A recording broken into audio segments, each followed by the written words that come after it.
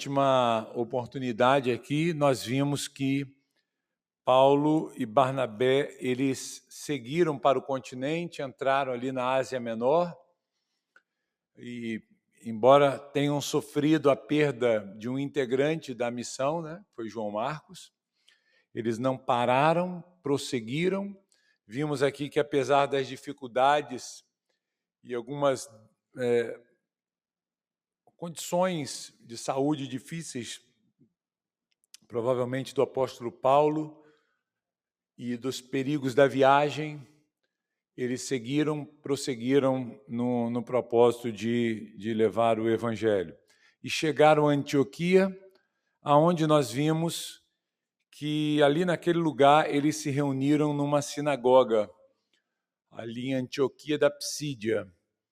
E nós encerramos a última parte do estudo na semana anterior, mostrando aqui para os irmãos que foi concedido aos apóstolos a palavra. Depois da leitura da lei, dos profetas, aquele momento de orações, que eram bem comuns na sinagoga,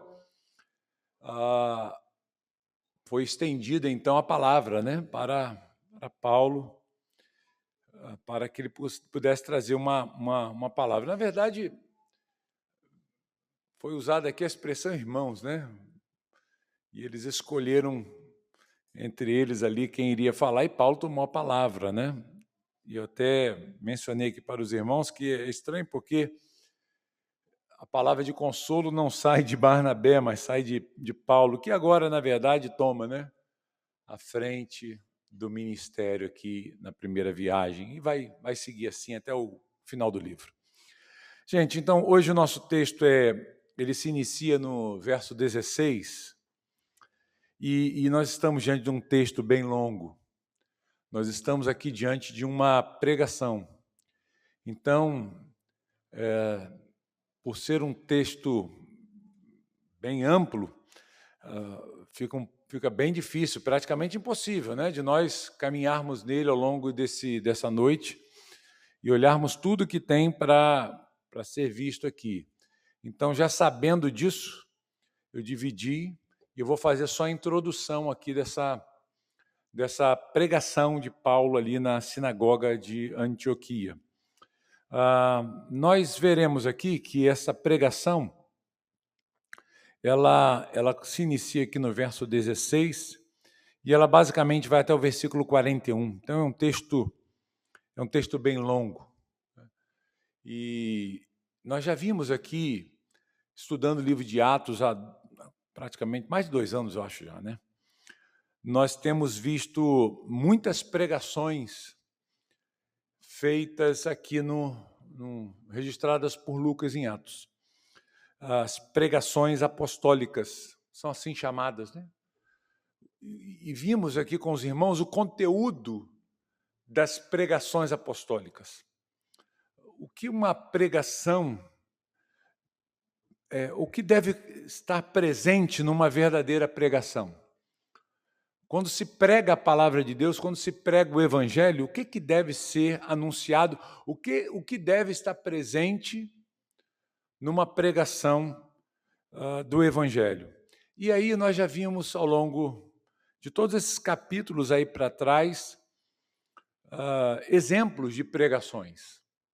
Começando lá com Pedro em Pentecostes, quando ele toma a palavra e prega, até aqui agora, quando nós encontramos esse discurso de Paulo, que é bem parecido, meus irmãos, com uma outra pregação que nós já vimos aqui em Atos dos Apóstolos.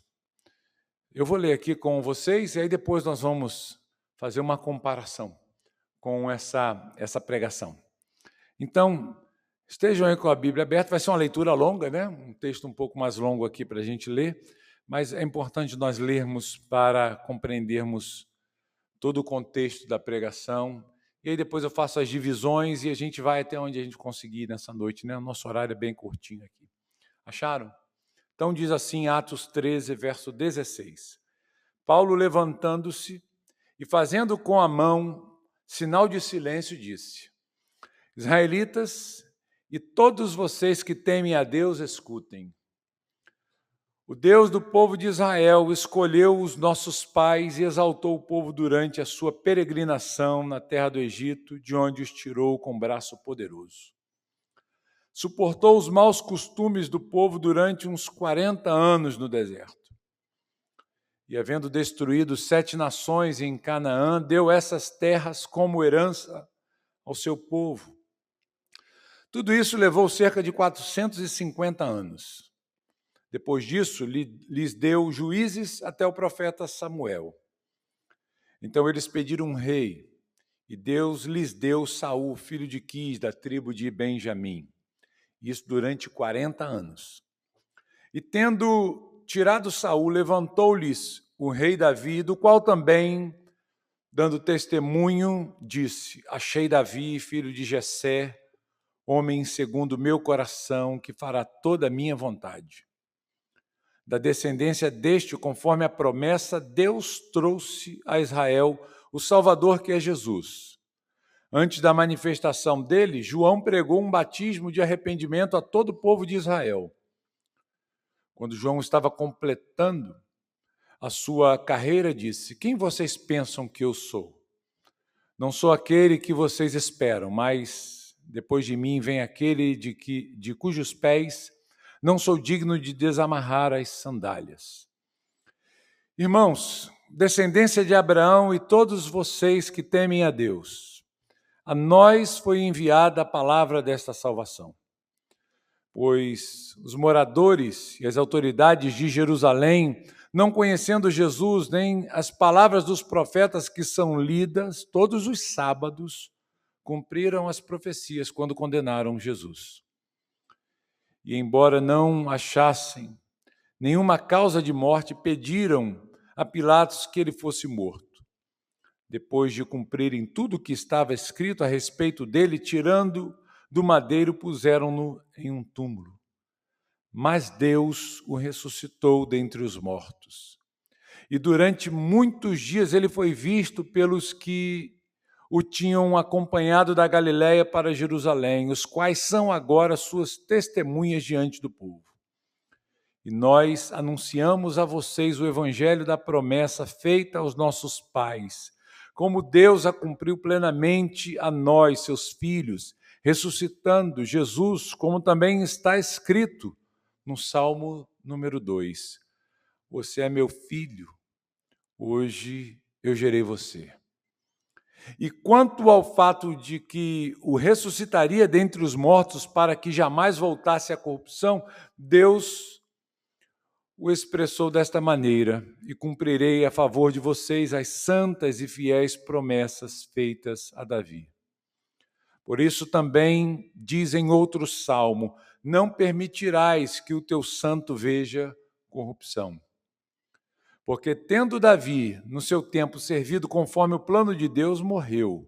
Foi sepultado ao lado de seus pais e viu corrupção. Porém, aquele a quem Deus ressuscitou não viu corrupção. Portanto, meus irmãos, saibam que é por meio de Jesus que a remissão dos pecados é anunciada a vocês. E por meio dele, todo o que crê é justificado de todas as coisas das quais vocês não puderam ser justificados pela lei de Moisés. Portanto, tenham cuidado para que não lhes aconteça o que os profetas disseram. Vejam, ó desprezadores, fiquem maravilhados e desapareçam, porque no tempo de vocês eu realizo obra tal que vocês não acreditarão se alguém lhes contar. Muito bem, meus irmãos, esse é o texto dessa noite, um texto longo, né? Nós olharemos certamente para essa passagem aqui por algumas semanas, porque é uma pregação muito densa, grande, né? E nós olharemos aos pouquinhos, a cada quarta-feira, um trecho dessa dessa mensagem aqui, desse estudo, e seguiremos nessa divisão. Portanto, hoje nós apresentaremos aqui para os irmãos apenas a divisão que nós encontramos dentro dessa pregação e, se Deus nos permitir, nós começaremos a olhar alguns pontos aqui desta pregação que Paulo faz ali na sinagoga de Antioquia. Gente, é uma pregação muito parecida, como eu disse um pouco atrás, com uma outra no livro de Atos também. Alguém se lembrou? Alguém consegue lembrar aí? Tenta voltar algum tempinho nos estudos aqui, e aonde nós encontramos uma pregação assim, tão elucidativa, tão explicativa, né? Que conta uma história, né? Quem? Com Estevão, né? Lembra do Estevão? Oi? Atos 2 também, mas há uma mais recente. Ela é mais parecida aqui com a pregação de Estevão. Estão lembrados? Quando Estevão foi martirizado, Estevão conta a história também. Ele vai contando a história do povo de Israel. Só que o objetivo de Estevão, quando Estevão vai contar a sua história, a sua narrativa, né, histórica, na sua pregação, é uma defesa que ele está fazendo.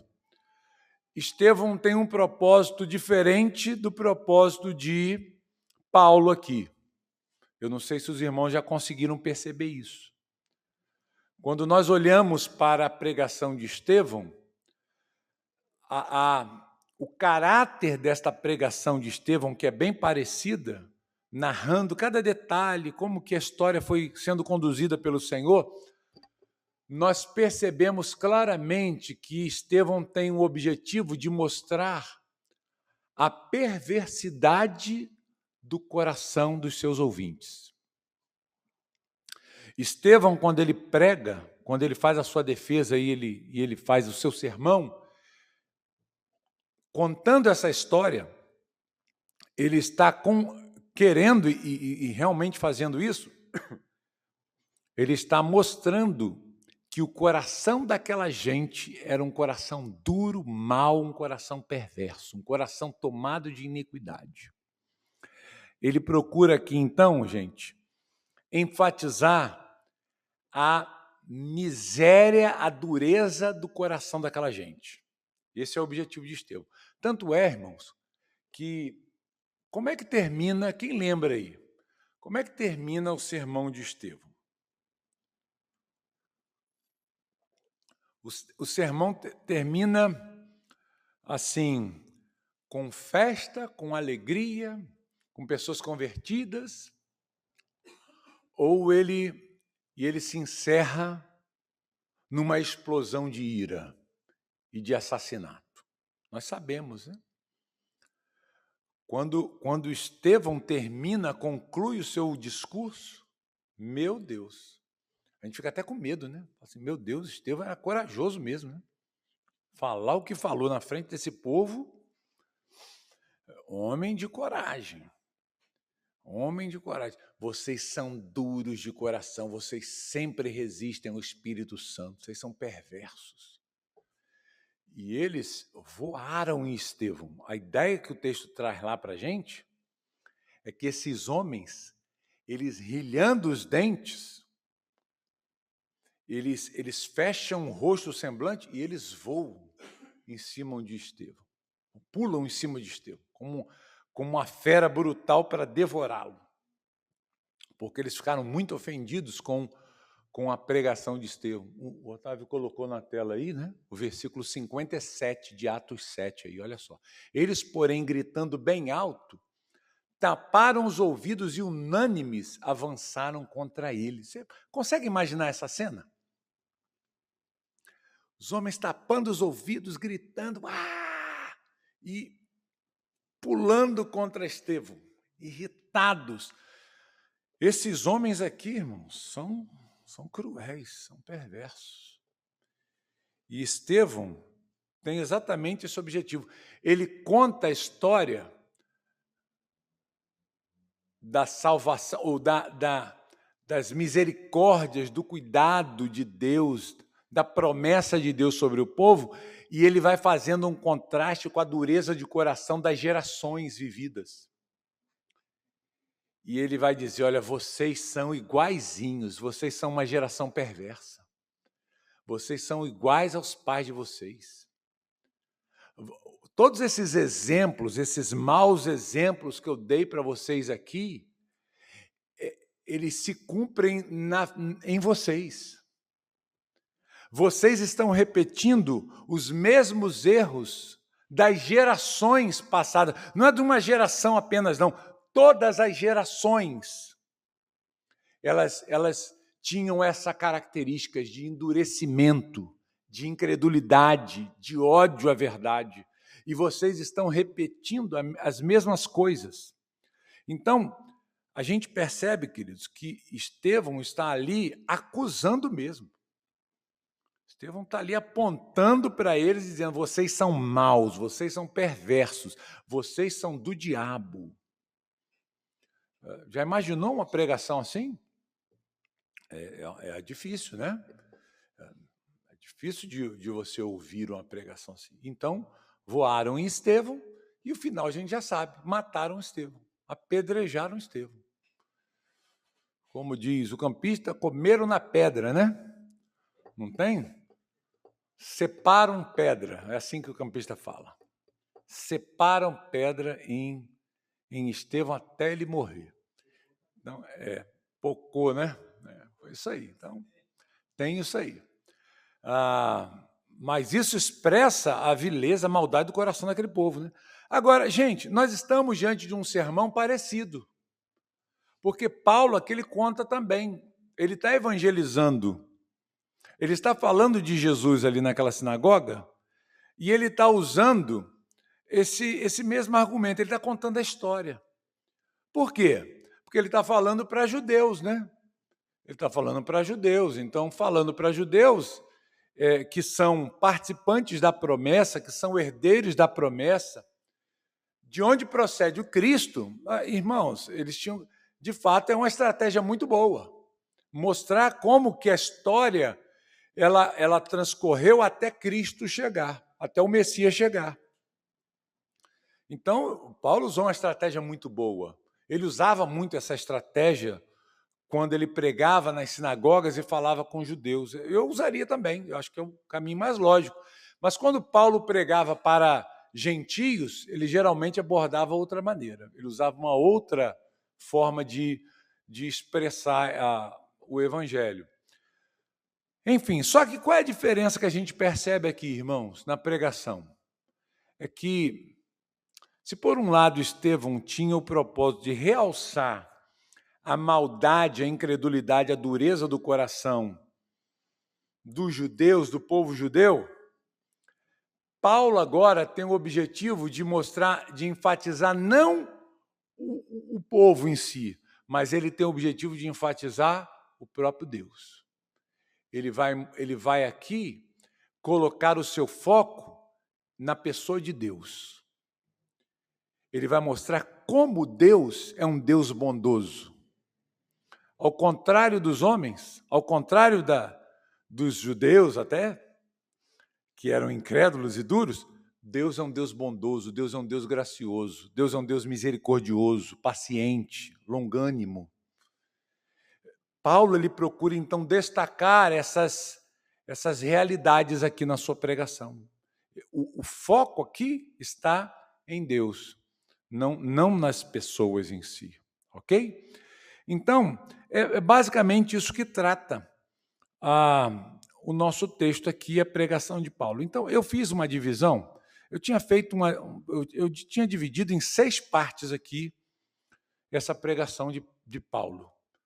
Mas aí ia ficar muito grande, eu condensei, né? Tirei um pouquinho aqui, para a gente tentar fazer pelo menos em um mês, né? Ver se a gente consegue em um mês.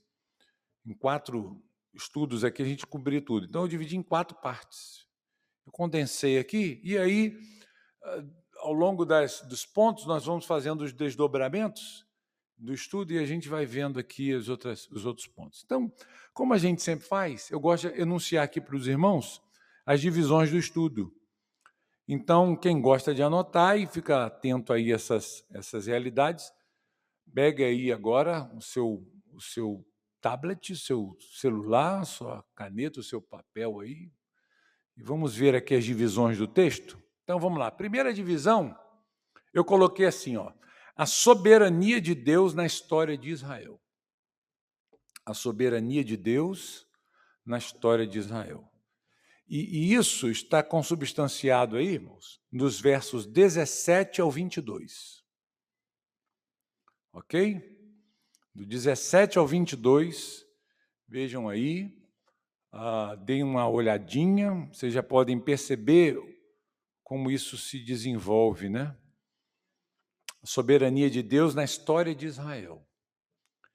E aqui, é nesse ponto que nós encontramos também Paulo apontando aqui algumas características do próprio Deus, o caráter de Deus. Nós vamos ver aqui, nesse ponto, o caráter de Deus sendo anunciado, os atributos de Deus sendo anunciados aqui também. Alguns atributos. Se os irmãos já são mais ligados aí no texto, já podem ir procurando, né?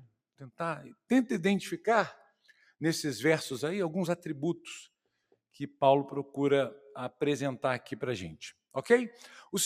A segunda divisão, eu coloquei assim, o cumprimento da promessa messiânica em Jesus. O cumprimento da promessa messiânica em Jesus. Paulo vai mostrar que Jesus é o cumprimento daquela promessa feita lá atrás, que, na verdade, remonta até o Éden, né?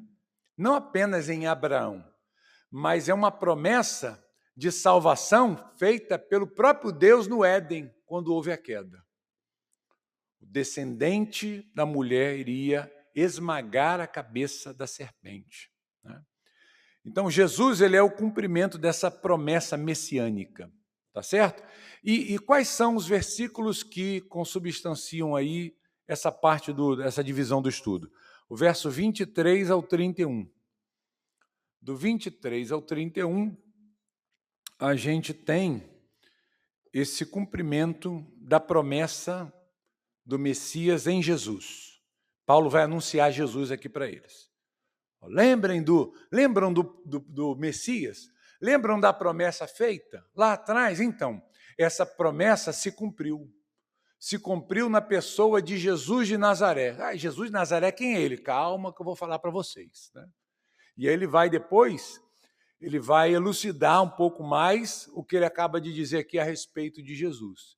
Ele vai dar mais detalhezinhos, que vai ser no terceiro ponto do nosso estudo, que é a ressurreição de Jesus como evidência decisiva. A ressurreição de Jesus como uma evidência decisiva. A prova de que ele é o Messias, cumpre plenamente e que tira todas as dúvidas acerca dessa figura que é o Jesus de Nazaré, que surgiu ali pregando e fazendo milagres, maravilhas, que ele é o Cristo, que ele é o Salvador, é porque ele foi ressuscitado dentre os mortos, aquela promessa feita nos Salmos, a gente vê isso. Paulo faz muitas citações aqui, não é verdade? Muitas citações aqui na sua pregação. Onde está aí, onde estão os versículos dessa divisão? Verso 32 ao verso de número 37. Então está aí. Paulo ele vai apresentar a ressurreição, ele vai apresentar a ressurreição de Jesus como essa prova, essa evidência final. Ok? E qual é o último ponto? O último ponto aí, o quarto ponto, é o chamado à fé e o alerta contra a incredulidade. O chamado à fé e o alerta contra a incredulidade, que estão nos versos finais aí. Verso 38 até o verso de número 41. Ok? É o apelo que ele faz, né? Diante de tudo que vocês ouviram, o que fazer? Como que nós vamos reagir a essa boa notícia? qual deve ser a reação do ouvinte do Evangelho? Aquele que ouve o Evangelho, aquele que ouve as boas novas, como que ele deve reagir? Ele deve agir ou reagir com fé na pessoa de Jesus? Ou ele deve tomar o caminho da incredulidade e da dureza? Aí, bem, nós sabemos que é esperado que o ouvinte do Evangelho ele reaja com fé e não com incredulidade. Será que é isso que vai acontecer aqui? O que vocês acham? Paulo está pregando numa sinagoga. Paulo está pregando para judeus. O que vocês acham que vai acontecer aqui? Bem, nós veremos aqui lá na frente que alguns creram, alguns reagiram com fé e creram em Jesus, creram na pregação de Paulo aqui, foram, assim, ricamente abençoados diante dessa advertência, dessa boa notícia. Eles, inclusive, até pediram para Paulo, dá para voltar na semana que vem? Olha, isso que você falou aí, nós queremos ouvir de novo. Nós vamos convidar aqui outros judeus que faltaram ao culto. Tem sempre aqueles que faltam, né? Que não vão ao culto. E aí, eles falaram, olha, puxa, eu gostaria que fulano ouvisse isso aqui. Então, olha, será que você pode pregar de novo, né? Essas mesmas coisas? Porque eles creram. Alguns homens aqui, nós veremos aí nos versos seguintes, que seguiram a Paulo e a Barnabé, homens piedosos, tanto judeus quanto prosélitos piedosos. O que são prosélitos piedosos? Quem sabe aí? Quem são os prosélitos piedosos? Prosélitos piedosos, quer falar? Ao judaísmo, né? Uhum. Eram gentios que creram, como o irmão falou aí, e se achegaram ao judaísmo. Alguns até participaram da circuncisão, foram circuncidados, né? Então, isso é um termo técnico usado aqui para descrever esse grupo. Você queria falar também, irmão? É a mesma coisa, né? Você concordo com ele, né? Concordo com ele. Então, é isso aí. Então, não só judeus, mas também, isso a gente vê no versículo 43, tá, gente? Que a gente não leu aqui hoje, mas só dando aqui um spoiler, né? Spoiler. É assim que fala? Então já tá contada a história aí. E vai acontecer, nós veremos bem mais para frente aí, que alguns vão reagir com incredulidade. Eles reagem com muita incredulidade e, reagindo com incredulidade, eles promovem um ataque à fé. Um ataque à fé. Então, isso é muito comum, foi algo muito comum, né, de ser visto aí nas viagens missionárias que esses homens fizeram. E aqui acontece, irmãos, logo em seguida a isso, algo muito bacana que nós veremos futuramente, né? O verso 46, vamos ler aí? Já que não vai dar para a gente olhar todo o texto, eu já vou fazer só uma prévia aqui para os irmãos. Então, Paulo e Barnabé, falando ousadamente, disseram: era necessário pregar a palavra de Deus primeiro a vocês. Por quê? Por quê, irmãos? Por que vocês acham que Paulo e Barnabé tinham esse conceito? Olha, primeiro a gente tem que pregar para os judeus. Quem tem uma ideia aí? Sim, mas qual foi o objetivo de? Por que ele pensava nisso? Por que primeiro tem que ser o judeu? Esse é exemplo de Cristo, né? Ele fala isso com todas as palavras, que ele foi enviado ao judeu. As ovelhas de Israel, né?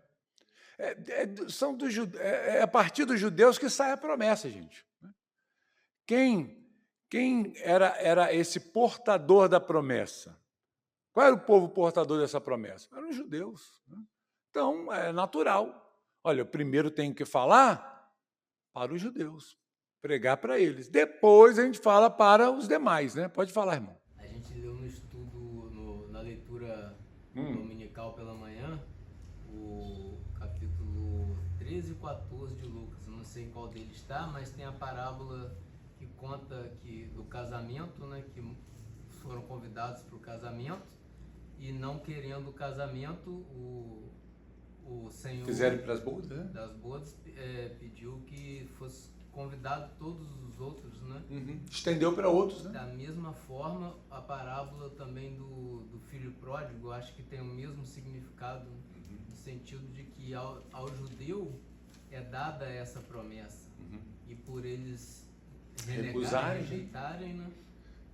É claro que a promessa, ela envolve as famílias da terra, mas começa com quem? Começa com os judeus, né? Então, Paulo, ele tinha esse entendimento, e isso é legal, né? Vamos pregar primeiro para quem? Para os judeus. Mas, vamos ver o final do versículo?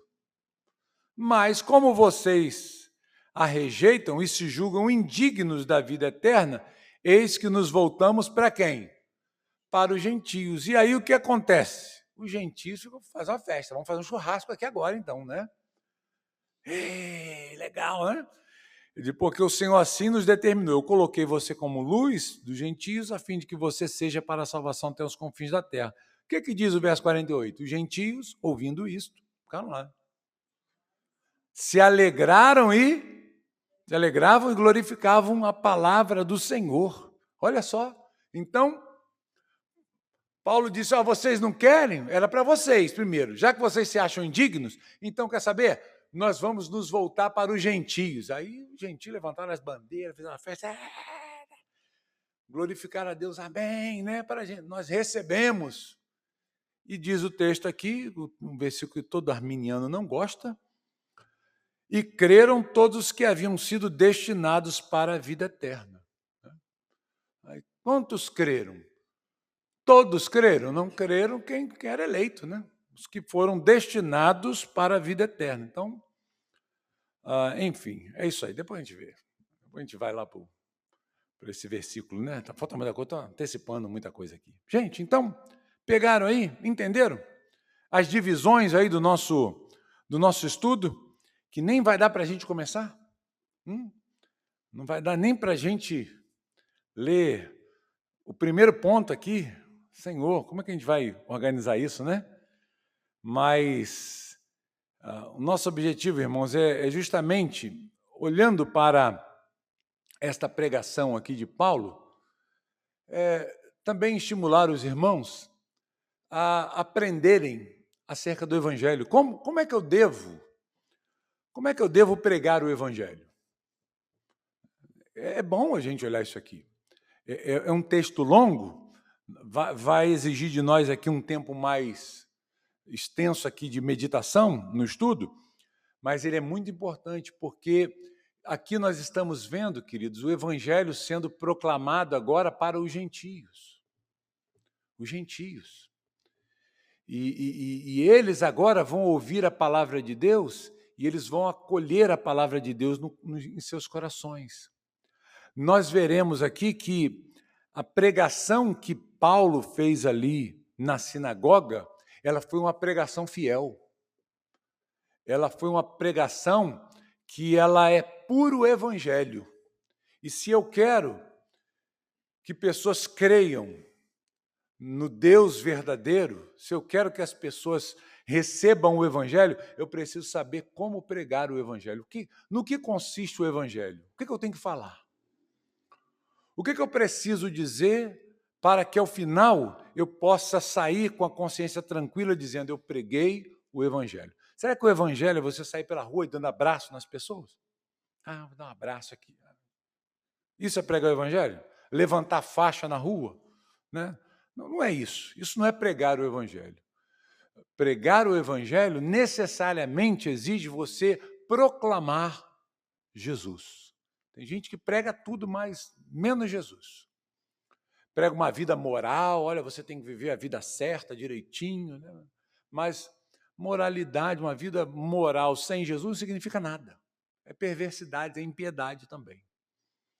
Então, nós precisamos conhecer muito bem o Evangelho. E o livro de Atos, meus irmãos, está cheio, está recheado de pregações que vão nos ajudar a estruturar o Evangelho, ou a mensagem do Evangelho aqui, ó, na nossa mente. O que eu preciso falar? Eu não preciso falar bonito, eu não preciso falar por muito tempo, mas eu posso comunicar e proclamar o Evangelho de maneira fiel, até mesmo usando palavras simples e um tempo curto. Aqui Paulo teve um tempão, né? As pessoas estavam numa sinagoga, sentadas assim, né? Prontas, preparadas para ouvir. Elas vão ou iam à sinagoga com o objetivo de serem instruídas, então estão abertas a escutar. Então, Paulo podia pregar ali, o texto aqui, sendo um texto longo para nós aqui, provavelmente ele tomou um espaço bem mais amplo, né, do que Lucas registrou aqui. Paulo ele deve ter explicado, né, mais coisas, mas o povo estava ali, tinha tempo de sobra para ouvir. Mas, às vezes, nós precisamos pregar o Evangelho na fila do banco. E aí? Às vezes nós precisamos pregar o Evangelho na fila do açougue. Hoje em dia quase ninguém vai no açougue mais, né? Está difícil comprar carne, né? Mas você pode pregar o Evangelho no ponto de ônibus, na padaria. Às vezes você tem pouco tempo para pregar. É lhe dado uma oportunidade, aí você tem que saber, meu Deus, o que é que eu tenho que fazer? Já sei, vou contar a história do povo de Israel. É isso que você tem que fazer? Não, Paulo contou por quê? Porque ele está pregando para judeus. Mas não cabe a gente, né, ficar contando essas mesmas histórias. Era uma vez Abraão, na terra de Ur dos caldeus, e ele saiu, foi chamado. Não adianta. Então, nós precisamos saber no que consiste o Evangelho, o que é necessário e fundamental para ser comunicado e proclamado quando nós anunciamos o Evangelho. E é o que nós veremos aqui, irmãos, ao longo desse nosso estudo, apontando aqui o que Paulo pregou naquela sinagoga. O nosso objetivo, queridos, é que nós possamos, ao final desse tempo aqui, como Paulo, ter em mente essa realidade. Eu preciso saber quem Deus é e o que Ele fez por nós. E como o que Deus fez por nós pode ser aplicado à minha vida ou à vida daquele que está ouvindo o Evangelho. Nós precisamos saber isso. E o texto dessa noite aqui nos mostra exatamente isso.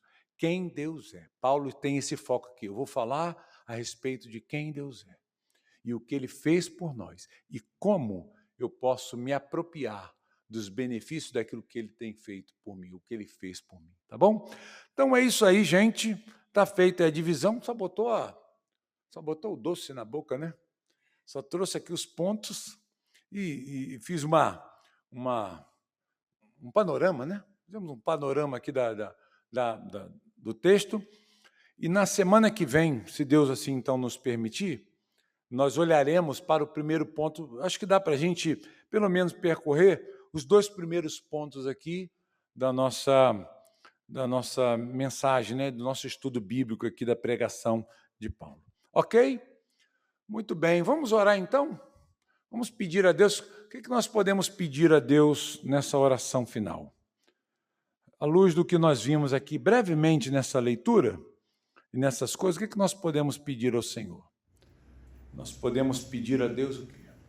Acho que, como o senhor falou aí no último ponto, que Deus nos dê coragem, né? Porque a pregação do Evangelho passa pela exposição de Cristo crucificado pelos nossos pecados e ressurreto por Deus, e isso passa pela humilhação da exposição disso ao mundo, né? Porque o mundo acha que isso é loucura desde dessa época que Paulo pregava, né?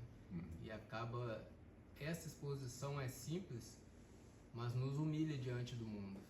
E às vezes isso nos refreia. É mais fácil você falar que Jesus te ama do que fazer uma exposição. Verdade. Então podemos pedir que Deus nos dê coragem, né?